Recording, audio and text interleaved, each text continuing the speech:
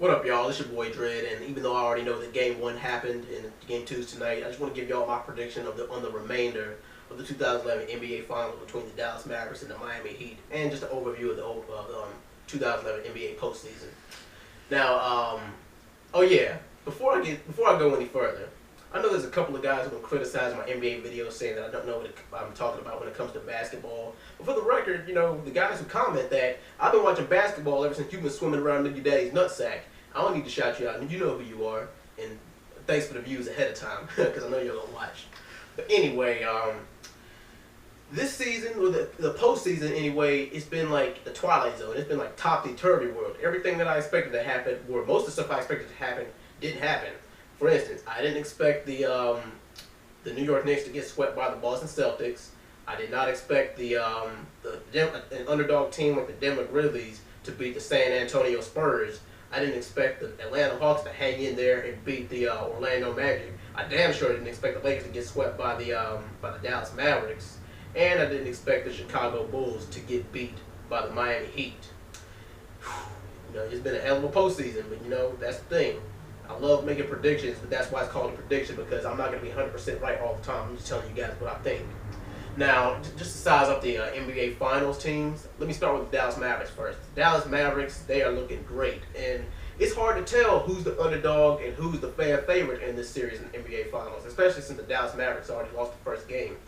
But, they're one of these, to me, they were an under-the-radar kind of team this season, despite the fact that they were third seed. They were tied with the Lakers, and they beat them. Does that give them any credibility to take the finals? The fact that they beat the 2009 and 2010 NBA championship Lakers? And some people say, nah, they don't get credit for that, because in the shape the Lakers were in, anybody could have beat them. You could agree to disagree on that one.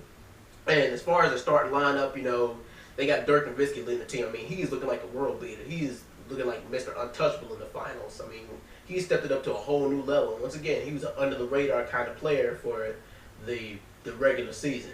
He just stepped it up to a whole new level. I mean, he's scored, in the past few games, he's scored, I believe it's 1/3 of the team's total points. That's pretty much on average. And shoot, and look at his game in the first game they won against the Oklahoma City Thunder. I mean, he scored 44 points. And shoot, 22 of those due to foul shots. I mean, if you breathe on the guy, it's called a foul. But anyway, the remainder of their starting line looks good. Jason Terry, he's pretty good shooting guard. He's pretty good. He makes good three-pointers when they count. And not to mention, he's one of the most clutch guys on the team besides Dirk Nowitzki. And Jason Kidd, well, you already know how I feel about Jason Kidd. He's getting up there in age. His shots, they could be a lot better. The only thing he's good at is stealing the ball and getting down there, and making plays on fast breaks and good assists. Shoot, I think they should switch I think they should switch him with JJ Barea. He's like a super Jason Kidd. Not to mention he's got a better shot. He's a lot quicker, and he's a lot better at stealing the ball than they are. But that's just how I feel about the Dallas Mavericks overall. So and they got a pretty good chance of winning the finals. But will they? We'll see. Now, as far as how I feel about the Miami Heat, they were the most hated team coming into the NBA in the 2010-2011 season. The most hated, mainly is because of LeBron's decision to go to them. I'm taking my talents to South Beach in 2011. And I not to mention, I was skeptical about them because they had a lot of haters. I was I wasn't one of the haters. I was one of the people who said that they couldn't do it this year. I said, you know what? They are a championship caliber team because they got Chris Bosh, Dwayne Wade, and now they got LeBron James. They got the potential to be a championship winning team, but I don't think they'll do it this year. And shut me up. They're 3 games away from proving me wrong. Oh yeah, by the way, LeBron James, Chris Bosh, and Dwayne Wade, that's like basketball's version of 2.5 Men. It's a joke about Chris Bosh being soft. But shoot, even Chris Bosh, even he stepped it up to a certain extent. I mean, he has a damn good shot, but I always said that he was soft in the paint. But shoot, he's been getting a lot of rebounds. I mean, he's been making plays and actually a couple of pretty good dunks when they count. And Dwayne Wade, he already got a ring. He has nothing else left to prove. And a lot of people are saying, well, as far as Dwayne Wade goes, well, he won his first ring when he was 24 years old. Not to mention, he had Shaq, too. But the fact that they don't have Shaq anymore, I mean, if you replace Shaq with Dwayne, if you replace Shaq with LeBron James and Chris Bosh, does that make up for it? Hell, I say that more than makes up for it, because they're younger and not to mention faster. And mainly because LeBron James, he's got the power and the dunking ability of Shaq, and in the paint, Chris Bosh, he's got the rebound ability of Shaq for the most part. At least that's what he's shown me recently.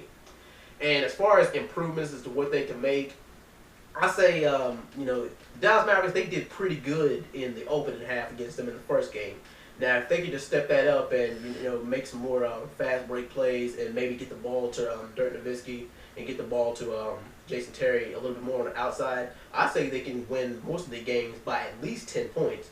And as far as what the Miami Heat need to do to win, just teamwork, teamwork, teamwork. It does not revolve around LeBron. And the fact that they would feed the ball to LeBron on the inside more than anything, even though he's making pretty good plays, they could tire him out and they could really take a toll on him later in the series. And that could be what takes it for takes it for the Dallas Mavericks.